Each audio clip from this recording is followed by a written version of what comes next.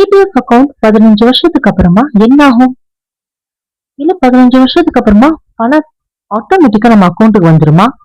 அக்கௌண்ட்டை க்ளோஸ் பண்ணி, இல்லனா அந்த அக்கௌண்ட் நம்ம என்ன பண்ண முடியும் யோசிக்கிறீங்களா? உங்களுக்கு தான் ஃப்ரெண்ட்ஸ் இந்த வீடியோல நான் ஆன்சர் சொல்ல போறேன்.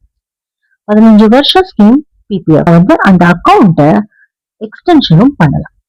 15 வருஷம் கழிச்சு அந்த அக்கௌண்ட்டை க்ளோஸ் பண்ணி பணத்தை வித்ட்ரா பண்ணணுங்கிற எந்த ஒரு கட்டாயமும் நமக்கு கிடையாது. இதுக்கு 2 ஆப்ஷன் வந்து கொடுக்குறாங்க. முதல் ஆப்ஷன் வந்து பிபிஎஃப்ல வித் கான்ட்ரிபியூஷன் சொல்லலாம். செகண்ட் ஆப்ஷன் வித்தவுட் கான்ட்ரிபியூஷன்ல அக்கௌண்ட்டை ரன் பண்றது. வித் கான்ட்ரிபியூஷன்ல நீங்க எப்பவும் போல டெபாசிட் பண்ணிட்டே இருப்பீங்க. அதுக்கு கவர்மெண்ட் சைட்ல இருந்து ரிட்டர்ன் வந்து எவ்ரி இயர் கிடைக்கும். நீங்க விருப்பப்பட்டா ஒவ்வொரு வருஷமும் எமர்ஜென்சி சிச்சுவேஷன் வர்றப்ப வந்து அக்கௌண்ட்ல இருந்து ஒரு பெர்சன்டேஜ் அளவு நீங்க எடுக்க முடியும். இல்லைன்னா அதை அப்படியே விட்டுறலாம். ஸோ க்ரோத் கிடைக்கும், உங்களுக்கு ரிட்டர்ன் கிடைக்கும், பிளஸ் டாக்ஸ் ஃப்ரீயும் கூட. செகண்ட் ஆப்ஷன் பாத்தீங்கன்னா வித்தவுட் கான்ட்ரிபியூஷன்ல நீங்க வந்து எதுவுமே பண்ண மாட்டீங்க. ஜஸ்ட் லைக் எஃப்டி நம்ம நினைச்சுக்கலாம். அக்கௌண்ட் வந்து இருக்கக்கூடிய பேலன்ஸ் மட்டும் க்ரோத் ஆகும். தேவைப்படுறப்போ இயர்லி ஒன்ஸ் வந்து அக்கௌண்ட்ல இருந்து அமௌண்ட்டை வந்து குறிப்பிட்ட பெர்சன்டேஜ் வந்து எடுத்துக்க அலோவ் பண்ணுவாங்க. இதை பண்றதுனால என்ன ஆகும்னு கேக்குறீங்களா? ஃபர்ஸ்ட் வித் கான்ட்ரிபியூஷன் பார்த்துடலாம். இந்த வித் கான்ட்ரிபியூஷன் எப்போ அக்கௌண்ட் ரன் ஆகிட்டே இருக்கும். உங்களுக்கு வந்து நீங்க போடக்கூடிய அமௌண்ட் பிளஸ் உங்களுக்கு இயர்ஸ் ஆக ஆக என்ன ஆகும்னா காம்பவுண்டிங் அதிகமாகும்.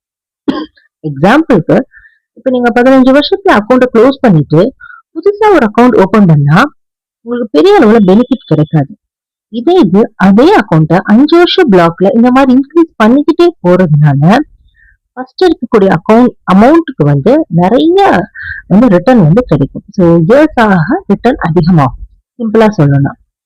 வித்தவுட் கான்ட்ரிபியூஷனும் சேம் தான். பட் நீங்க வந்து அமௌண்ட் வந்து அதுல டெபாசிட் பண்ண மாட்டீங்க. அதனால கம்பேரிட்டிவ்லி கொஞ்சம் க்ரோத் குறையதான் செய்யும். பட் இருந்தாலும் நீங்க வந்து பணத்தை ஃபுல்லா எடுக்காததால இருக்கக்கூடிய பேலன்ஸ் வந்து வளர்ந்துகிட்டே இருக்கும்.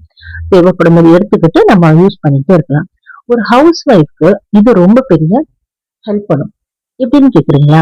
ஒரு நமக்கு தேவைப்படும் போது மற்றவங்க கிட்ட போய் கை நீட்டி காசுக்காக நிற்காம நம்மளுடைய அக்கௌண்ட்ல இருந்தே நம்ம வித்ட்ரா பண்ணிக்க முடியும்.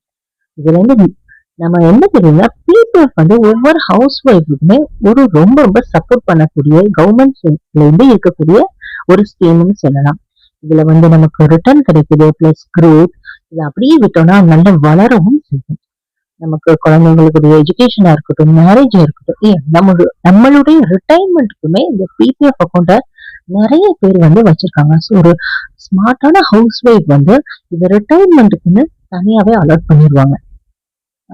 உங்களுக்கு இதுல இருந்து என்ன பெனிஃபிட் கிடைச்சிருக்கு? நம்ம வீடியோஸ் எல்லாத்தையும் பாக்குறீங்க. நம்ம சேனல் உங்களுக்கு பிடிச்சிருந்தா, நம்ம சேனல்ல வரக்கூடிய வீடியோஸ் எல்லாம் பிடிச்சிருந்தா நம்ம சேனலை லைக் பண்ணுங்க, சப்ஸ்கிரைப் பண்ணுங்க அண்ட் ஷேர் பண்ணுங்க. ஃபியூச்சர்ல பிபிஎஃப் சம்பந்தமான ஏதாவது டவுட் இருந்தா கமெண்ட் செக்ஷன்ல கேளுங்க ஃப்ரெண்ட்ஸ். நெக்ஸ்ட் வீடியோல நம்ம பார்க்க போறது வந்து என்பிஎஸ் உடைய மிஸ்டேக்ஸ் தான் நம்ம பார்க்க போறோம்.